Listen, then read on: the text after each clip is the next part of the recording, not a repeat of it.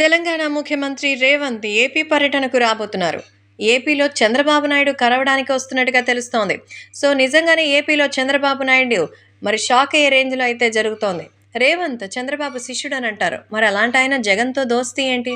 అసలు జగన్‌తో ఈ మధ్య ఆయన సానుకూలంగా మాట్లాడుతున్నట్టుగా తెలుస్తోంది. కేవలం ఆయనతోనే కాదు, మిగతా పార్టీలన్నిటిని కలుపుకొని పోవాలని, ఎవరితోనూ విభేదాలు వద్దని రేవంత్ ఆలోచనగా తెలుస్తోంది. కానీ ఇప్పుడు స్వయంగా ఆయన ఏపీకి వచ్చి విజయవాడలో మరి జగన్మోహన్ రెడ్డిని కలవబోతున్నారట.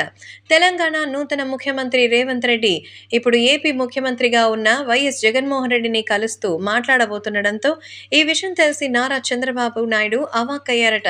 సో తెలంగాణ ఫలితాల ముందు రేవంత్ తిరుమలలో శ్రీవారిని దర్శించుకున్నారు. ఇప్పుడు సీఎం హోదాలో విజయవాడ కనకదుర్గమ్మ ఆలయాన్ని దర్శించుకోబోతున్నారు.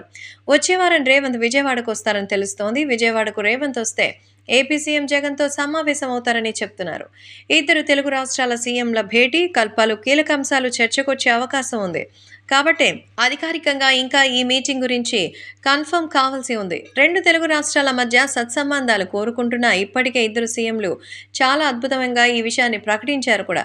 గతంలో కేసీఆర్ ఏపీకి వచ్చిన సమయంలో తాడేపల్లిలోని తన నివాసానికి జగన్ ఆహ్వానించారు.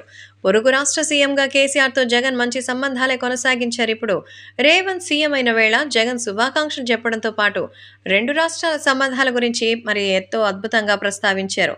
మధ్య వాళ్ళిద్దరికీ సంబంధించి మంచిగా బాండింగ్ ఉండాలని కోరారు. అయితే ఇద్దరి భేటీకి సంబంధించిన విషయాలు తెలిసి అందరూ షాక్ అవుతున్నారు.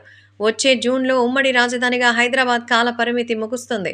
అదేవిధంగా నీటి వివాదాలు, పెండింగ్ విభజనల అంశాలపైన ఇద్దరు ముఖ్యమంత్రులు ఇప్పటికే చర్చకి కట్టుబడి ఉన్నారు. మాజీ ముఖ్యమంత్రి కేసీఆర్ని తాజాగా సీఎం రేవంత్ హాస్పిటల్లో పరామర్శించారు. రాజకీయాలకు అతీతంగా పాలనలో ముందుకెళ్తాననే సంకేతాలు ఇచ్చేందుకు రేవంత్ ప్రయత్నిస్తున్నారు. ఇక ఏపీ ప్రభుత్వంతోనూ సత్సంబంధాలే కోరుకుంటున్నట్టుగా స్పష్టం చేశారు. దీంతో ఏపీ పర్యటనపై ఆసక్తి కొనసాగుతోంది. నిజంగా ఇప్పుడు రాబోయేటువంటి రోజుల్లో మరి తెలంగాణకి సంబంధించిన ముఖ్యమంత్రి జగన్కి సపోర్ట్ చేస్తారా, లేదా చంద్రబాబుకి సపోర్ట్ చేస్తారా?